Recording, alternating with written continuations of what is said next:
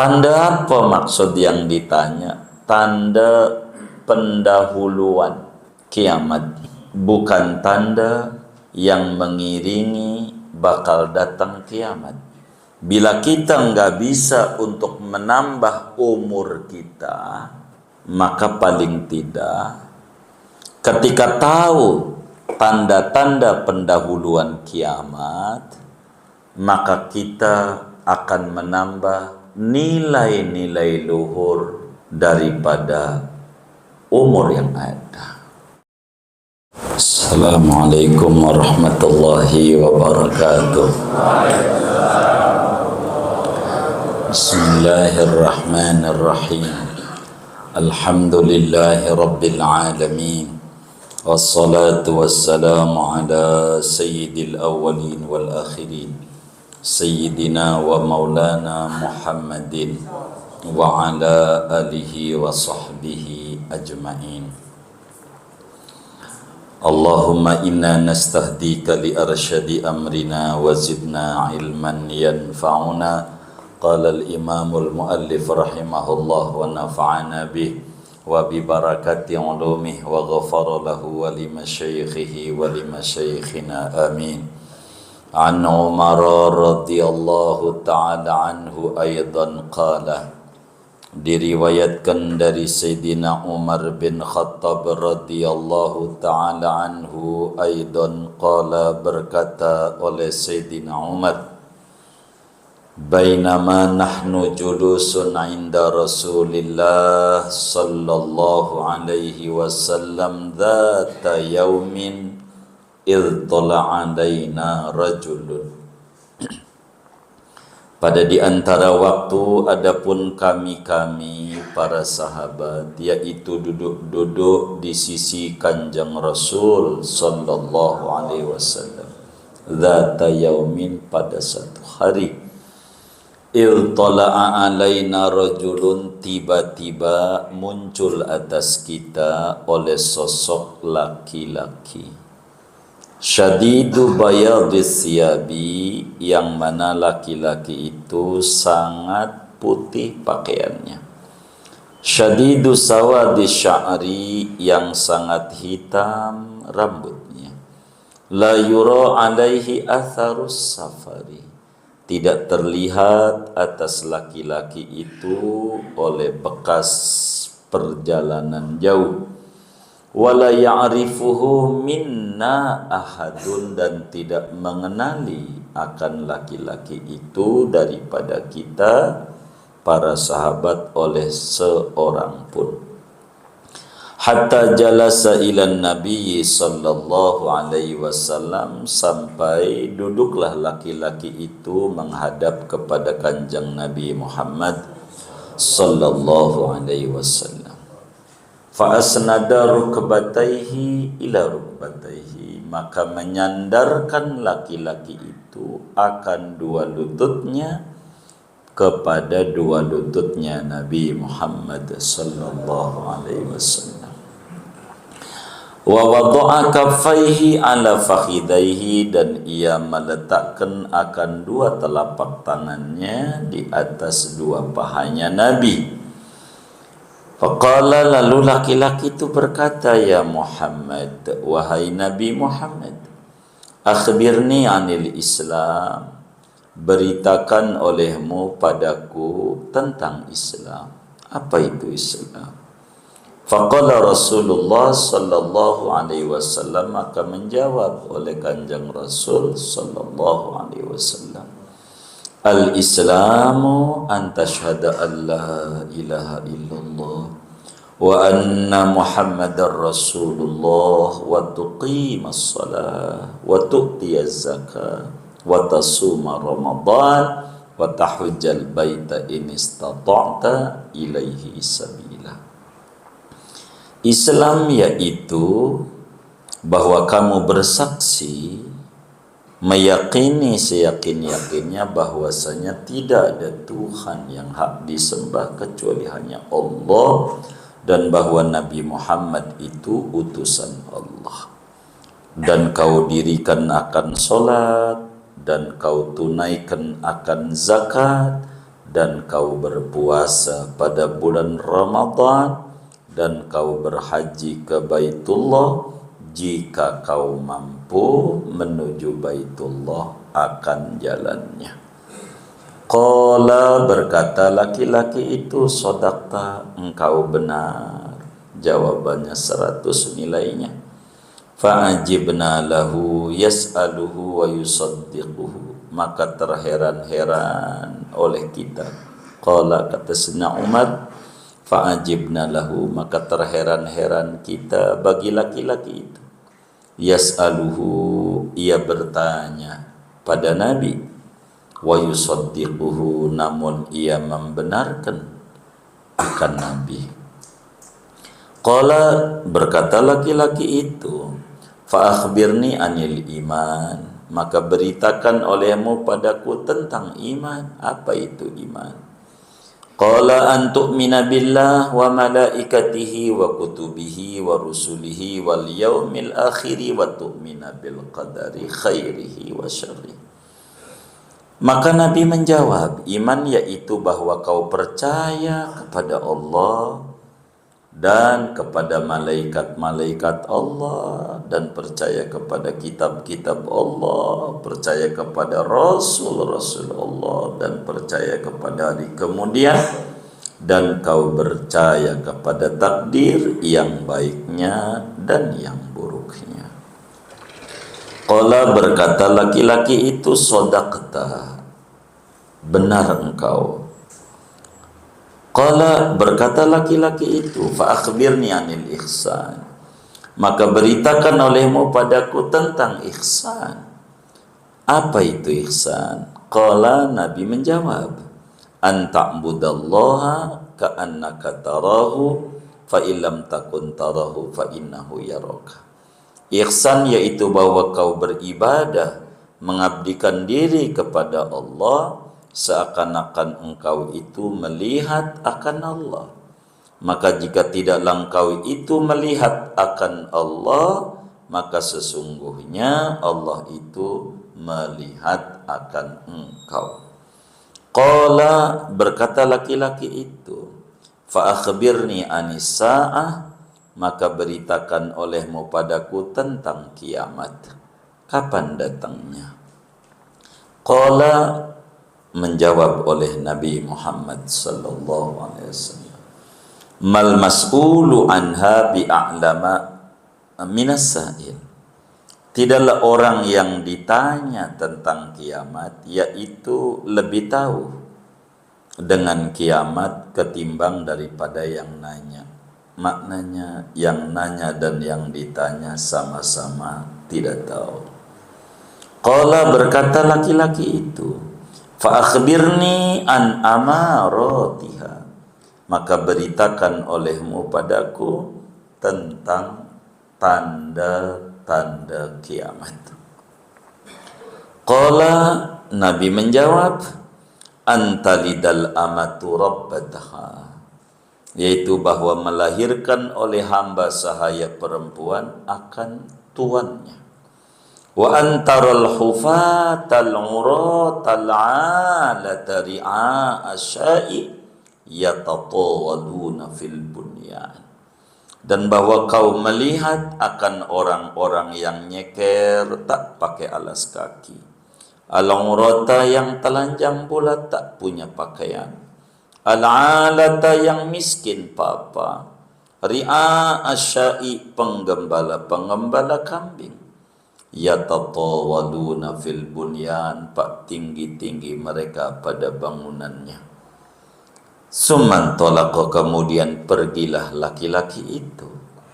Fala bisa malian, fala bistu di situ, fala bistu malian, maka diam oleh aku, kata Sayyidina Umar, malian pada halama 3 hari. Kalau fala bisa, maka diam oleh Nabi padahal 3 hari. Kalau riwayatnya. Sumaqala, kemudian berkata oleh Nabi, ya Umar, wahai Umar, atadri manis sa'il, apakah kamu tahu siapa yang bertanya 3 hari yang lalu itu? Qultu, menjawab oleh aku, Allah wa rasulu a'lam, Allah dan Rasulnya yang tahu, saya enggak tahu.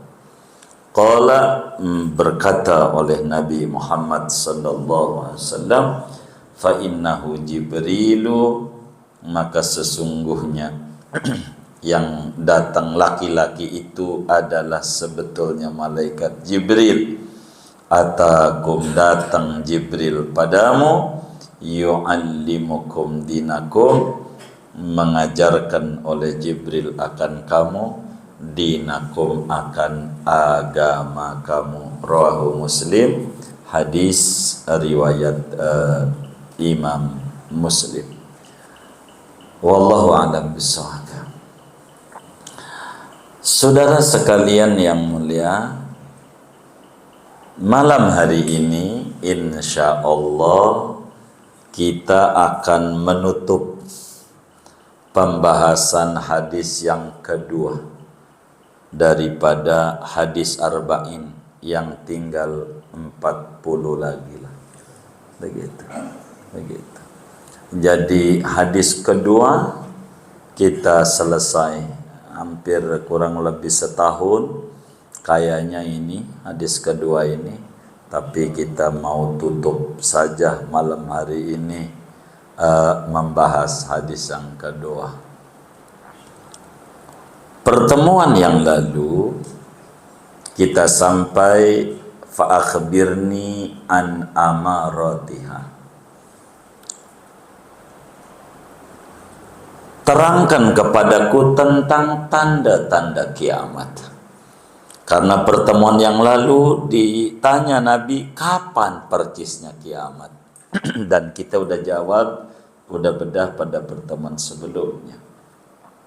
Ketika Nabi menjawab masalah kiamat, yang ditanya sama yang nanya urusan ini sama-sama tidak tahu. Qul innama ilmuha indallah. Masalah kiamat Allah yang menyendiri, yang tahu percisnya. Tapi masih bertanya Jibril, fa akhbirni an amaratiha. Baik dah, kalau memang kiamat percisnya enggak tahu, paling tidak saya mau tanya tanda-tanda kiamat yang kecil itu apa?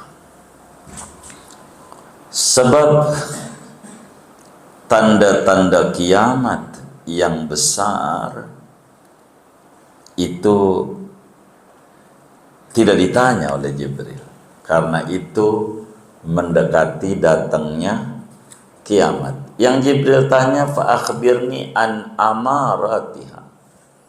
Wahai Nabi Muhammad, kata malaikat Jibril, kalau tanda-tanda kiamat itu apa? Tanda apa maksud yang ditanya? Tanda pendahuluan kiamat,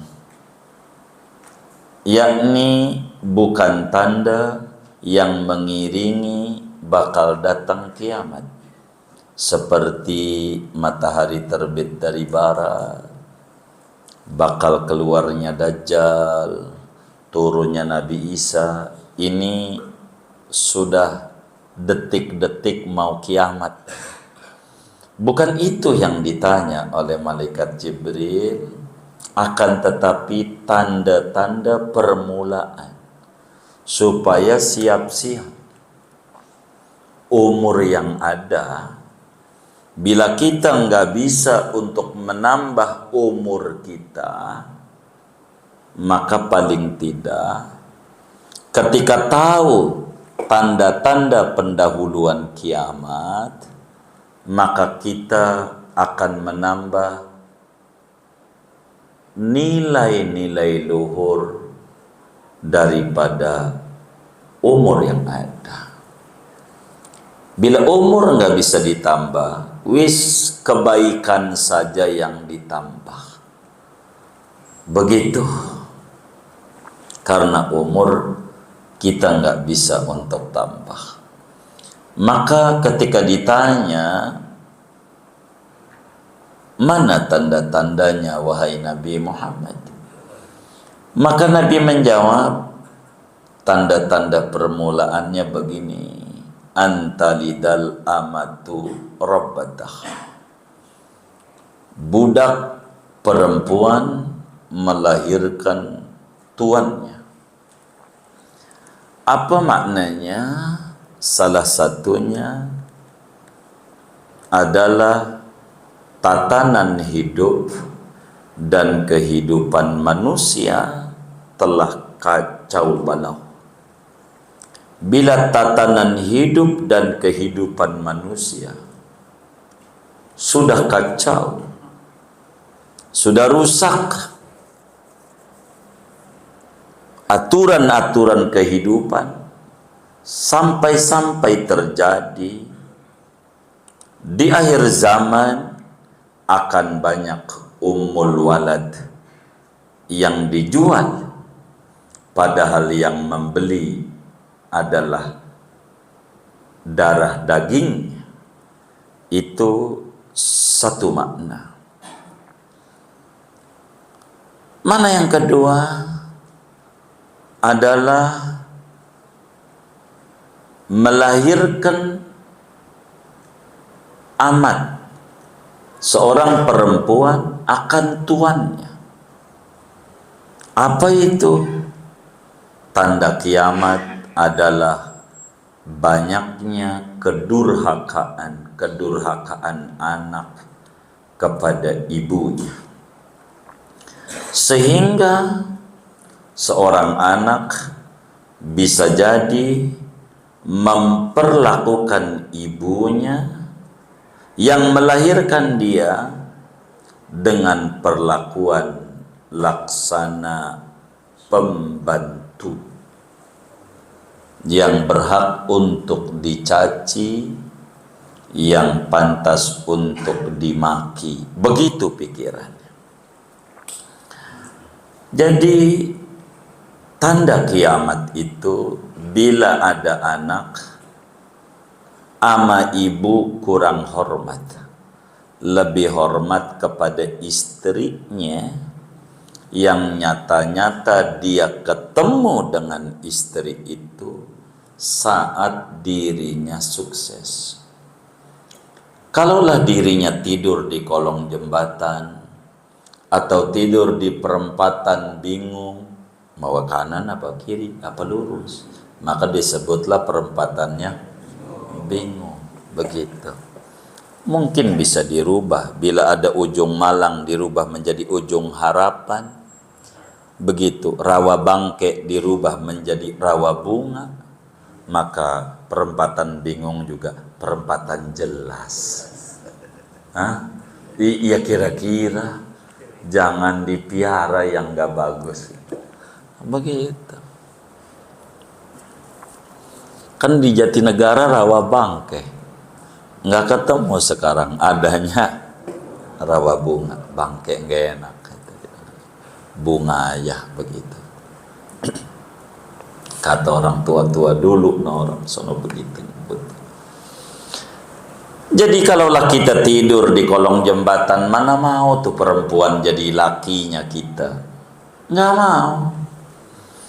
Kalau kita tidur luntang lantung nggak mau. Dia mau dengan kita karena kita udah sukses. Dia mau sama kita. Sementara ibu kita nyebokin kita, ngurusin kita, hartanya dijual untuk kita sekolah. Kadang hartanya dijual untuk ngawinin kita. Pikirannya habis, waktunya untuk doain kita. Sesudah kita sukses, malah bini mulu yang dipikirin kita. Ibu enggak. Ini namanya tanda kiamat. Udah dekat. Istri yang dipikirin. Padahal istri ada mantannya, ada bekasnya. Ibu nggak ada bekas. Istri, ibunya nggak, kurang. Udah kayak Alqamah abad 21. Lebih dipikirkan istrinya dibanding orang tuanya. Orang tuanya minta dibagi duit, ora ada mah. Kalau istrinya muanya rekeningnya ATM, kasih dia. Begitu, kasih dia. Mau ngasih ibunya aja kudu izin. Begitu. Padahal itu ibunya yang nyekolahin dia, yang sujud-sujud sama Allah malam-malam dengan bahasa yang terbata-bata. Pengen anaknya berhasil. Maka keberhasilan anak itu bukan ada istri di belakangnya, bukan. Tapi ada ibu.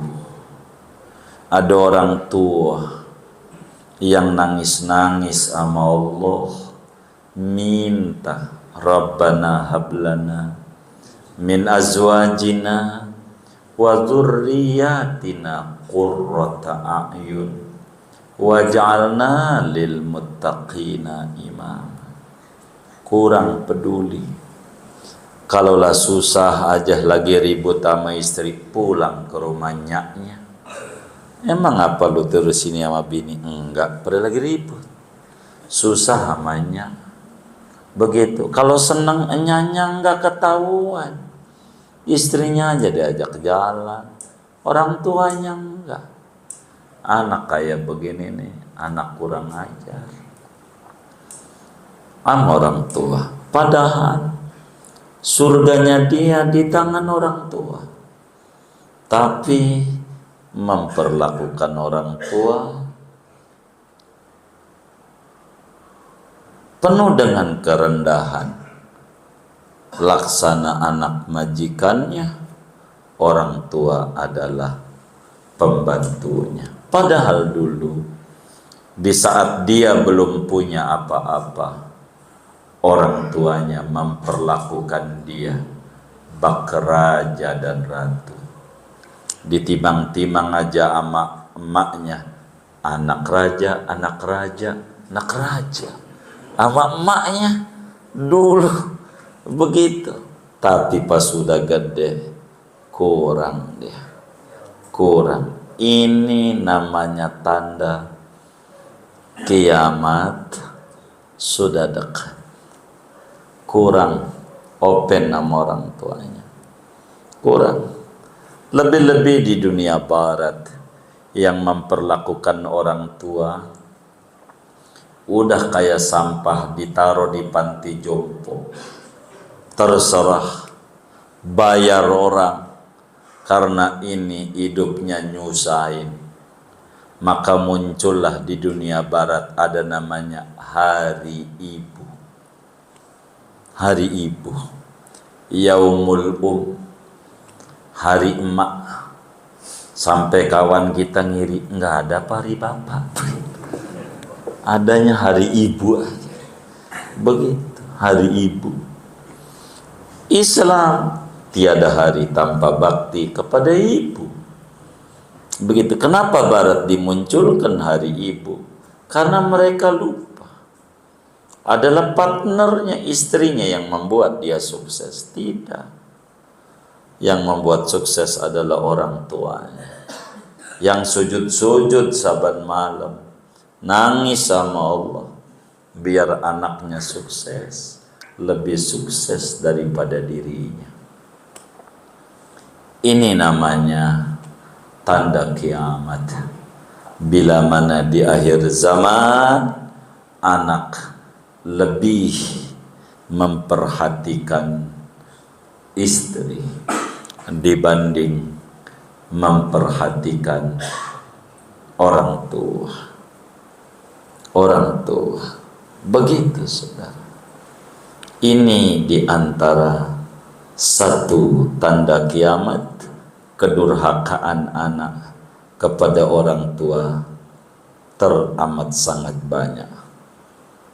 Dalam hadis yang lain, Imam Tabarani meriwayatkan di dalam kitab Mu'jam Al-Awsatnya, juga Al-Imam Al-Qudai di dalam kitab Musnad Asy-Syihabnya, bahwa Habibuna Muhammad sallallahu alaihi wa alihi wasallam bersabda, la taqumus sa'ah hatta yakunal waladu ghaidan. Tidak akan datang kiamat sehingga ada anak itu kasar kepada orang tua, memperlakukannya kayak pembantu. Begitu. Itu tanda kiamat sudah dekat. Satu nabi menjelaskan tentang kiamat. Dua cirinya, wa antaral hufatal uratal alata ri'a asyai yatatawaluna fil bunyan. Dua, kata Nabi, ciri-ciri kiamat, ciri kecilnya sebagai pendahuluan bahwa kiamat itu akan datang. Nanti kau lihat yang dulunya ngangon babi di benteng, ngangon babi kerjaannya ngurusin tinja-tinja, dia yang memiliki segalanya. Begitu, rumahnya tinggi-tinggi, ampe yang pribumi aja belinya sama dia juga, pada dia datang juga kemari, tapi nggak disebut-sebut, yang disebut Arab mulu Arab. Begitu, ini ada nggak bener ini yang kayak begini nih. Yang dulu kata Rasulullah sallallahu alaihi wasallam, al-khufata, nyeker. Apa itu nyeker? Ndak pakai alas kaki, saking enggak punyanya. Sendalnya merek Swallow, yang bawahnya pakai peniti. Pakai paku, ya, pakai paku. Gitu, pakai paku. Saking kagak kebelinya sendal. Al-urata yang telanjang, baju aja orang punya. Begitu. Enggak ada pakaian yang menutupi daripada badannya. Al-alata, yang fakir, anaknya banyak, udah kayak biji tasbih 33. Anaknya banyak. Ri'a asyai, kerjaannya menggembala kambing, nggak punya, kuli ngangon, saking susahnya. Pada akhirnya kata Nabi, yatatawaluna fil bunyan, pak megah-megah bangunannya, pak tinggi-tinggi bangunannya. Apa artinya? Hadis ini menggambarkan tanda kiamat, berubahnya keadaan.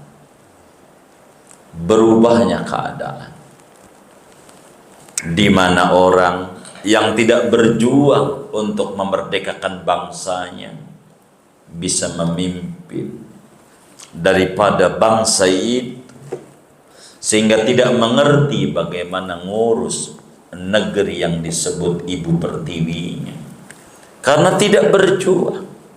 Tidak ada engkong-engkongnya yang ikut berjuang bagaimana menyedekahkan nyawanya, hartanya, darahnya. Begitu. Yatatawaluna fil bunyan, mereka berubah keadaan. Orang-orang yang tidak dikenal, tidak diketahui, hanya dibuat frame, di framing saja, akhirnya menjadi orang yang dielulukan orang. Inilah tanda kiamat. tanda kiamat. Begitu.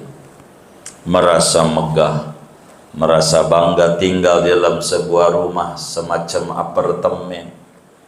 Keren katanya, keren. Kalau tinggal di apartemen, keren.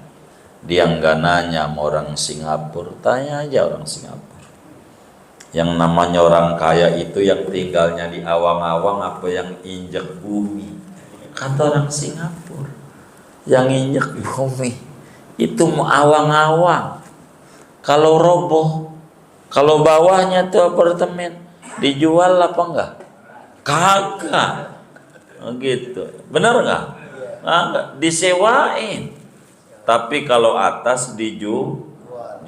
Jadi kalau sampai kena gempa roboh, lu tidur aja di sono, kan tempat lu sono. No, begitu. Yang mana? Bawang enggak punya kita. Ini kan punya gua, yang gua jual awang-awang. Awang-awang jual. Tahu awang-awang enggak? Iya, begitu dah. Orang Betawi kan begitu, ya kan? Jadi akhirnya di akhir zaman kehidupan sudah mulai. Ada banyak perubahan-perubahan yang ada. Jadi bagaimana mengedepankan tampilan, performa namanya, tanpa mengedepankan esensi yang sesungguhnya. Itu di akhir zaman. Yang penting bungkus saja dah. Bungkus saja. Begitu. Orang banyak keliru sama bungkus.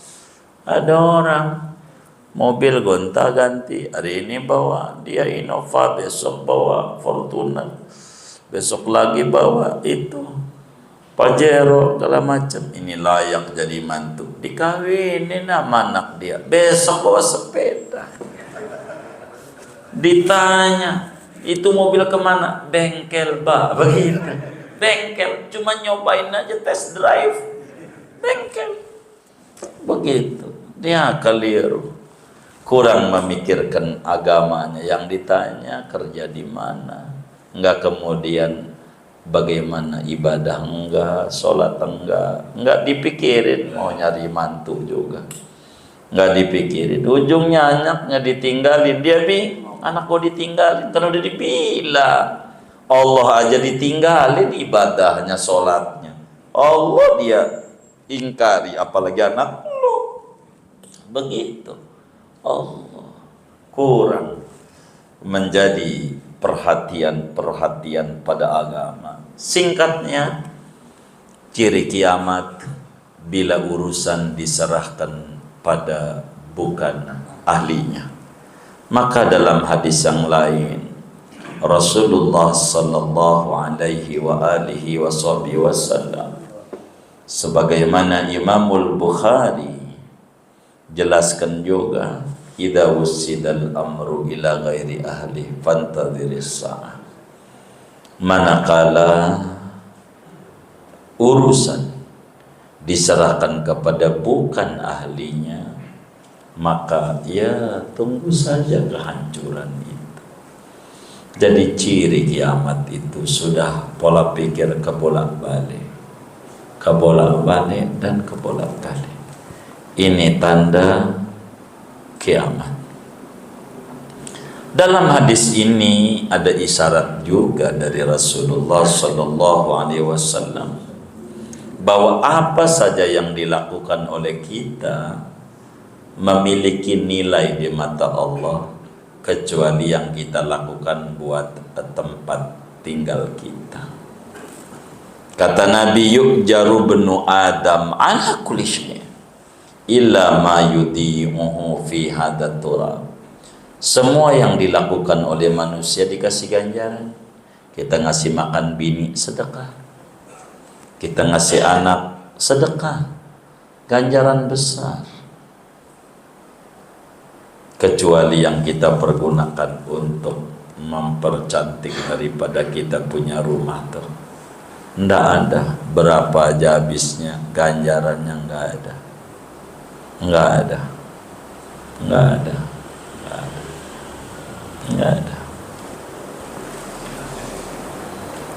Enggak bagus begitu. Enggak. Mau berapa aja. Saya dulu begitu. Nggak mau, cuman ditengkarin sama istri, emang dosa begitu. Ya, kalau kita kagak dosa, udah diem aja, ya kalah juga kita ya. Nabi udah bilang kagak ada ganjarannya, kagak ada. Tapi nggak dosa kan? Ya kagak. Ya, udah diem aja, ya jadi diem aja kita. Jadi Nabi pesan begitu. Ciri kiamat itu dunia sudah kebalik. Mungkin di filmin juga dunia terbalik. Ada, waduh, ngaji juga. Begitu saudara. Ini udah terbalik. Kata Sayyidina Umar bin Khattab, "Suman talaqa." Akhirnya yang bertanya itu dia pergi. Ngaji belum selesai kabur aja. Orang itu. Akhirnya saya enggak ada kesempatan pengen nanya kepada Rasulullah Sallallahu Alaihi Wasallam, siapa itu yang nanya tentang Islam, nanya tentang iman, nanya tentang ihsan, sampai nanya tentang kiamat itu siapa? Saya enggak ada sempat. 3 hari dalam hadis riwayat Imam Abu Dawud dan Imam Tirmidzi dijelaskan oleh Sayyidina Umar sampai 3 hari nggak ada kesempatan untuk ngobrol sama Nabi pengen nanya itu. Orang yang nanya 4 hal: Islam, iman, ihsan, kiamat. Yang akhirnya Nabi sendiri yang lebih dulu bertanya dari kegusaran yang ada pada pribadi Sayyidina Umar bin Khattab radhiyallahu ta'ala an. Kata Nabi, "Ya Umar, atadri manisail?" Umar, apakah Anda tahu? Tahukah Anda siapa yang tempo hari nanya-nanya iman, Islam, ihsan, sampai nanya tentang kiamat? Maka Sayyidina Umar menjawab, Allahu wa rasuluhu a'lam. Allah dan Rasulnya yang tahu, saya nggak tahu. Saya nggak tahu. Begitu, saya nggak tahu. Jawaban Sayyidina Umar ini suka dipelesetin oleh sebagian orang waktu gurunya nanya, "Muridku paham nggak?" "Paham guru." Jadi yang paham guru, gua kagak. Begitu. Paham nggak? Paham guru. Jadi yang paham guru, adapun saya kagak. Ini nggak benar ini. Allah dan Rasulnya yang tahu. Maknanya saya tidak tahu, Nabi. Maka Nabi menjawab, fa innahu Jibril.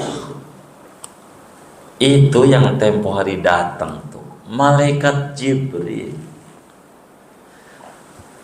Kata para ulama, dari 124.000 kali malaikat Jibril berjumpa dengan Nabi Yuna Muhammad sallallahu alaihi wa alihi wa sahbihi wasallam, 124.000 kali.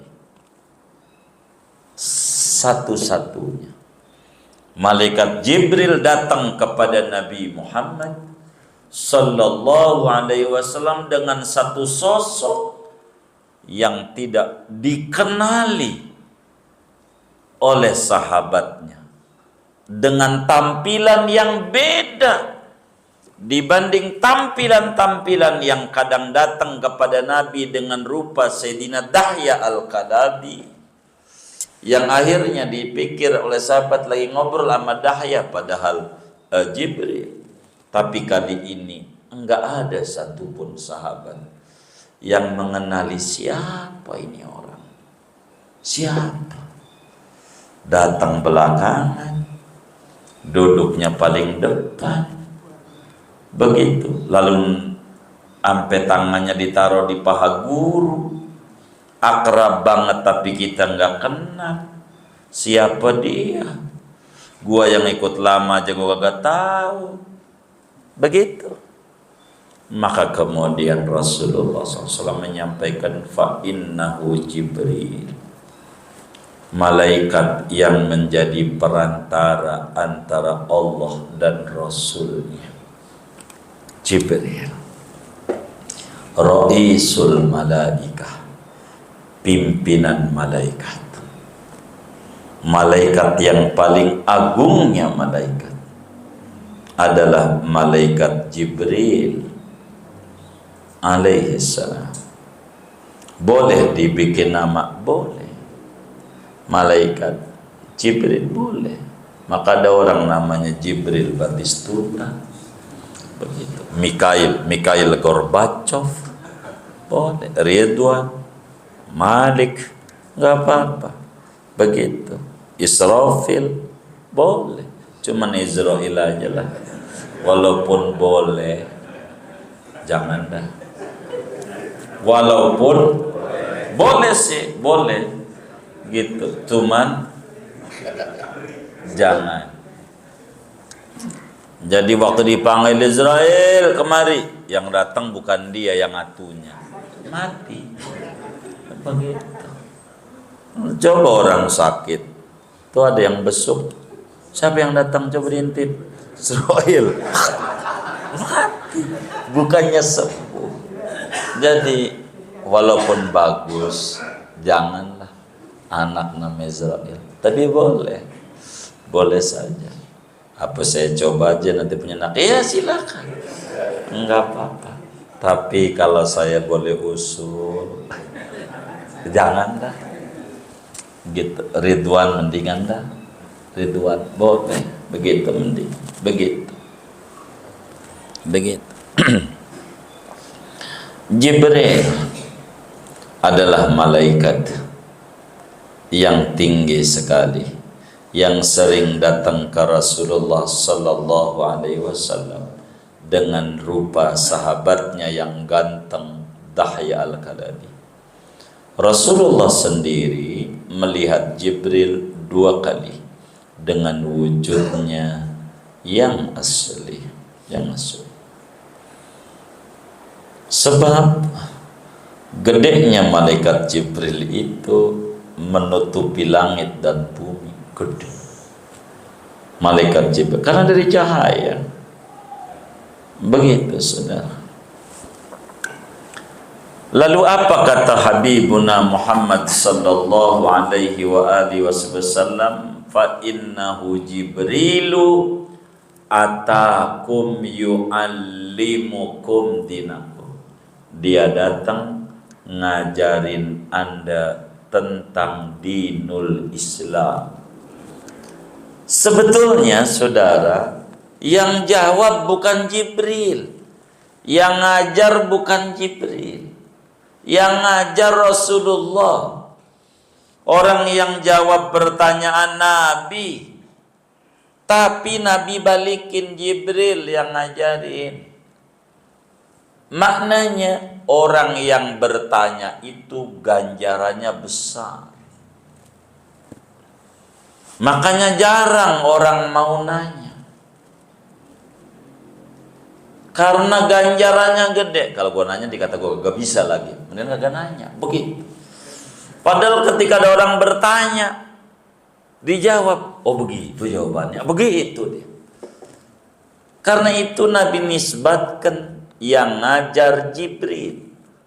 Padahal yang ngajar adalah Nabi Muhammad sallallahu alaihi wa alihi wa sahbihi wasallam. Adapun Jibril yang nanya, yang jawab Nabi.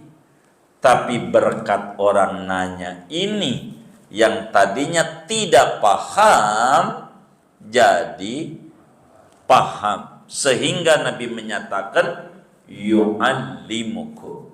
Orang yang nanya itu laksana guru.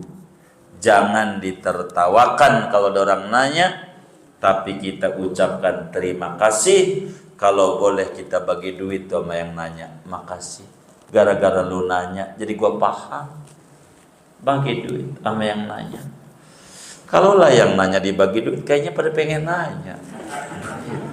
Biar dibagi duit. Begitu, saudara.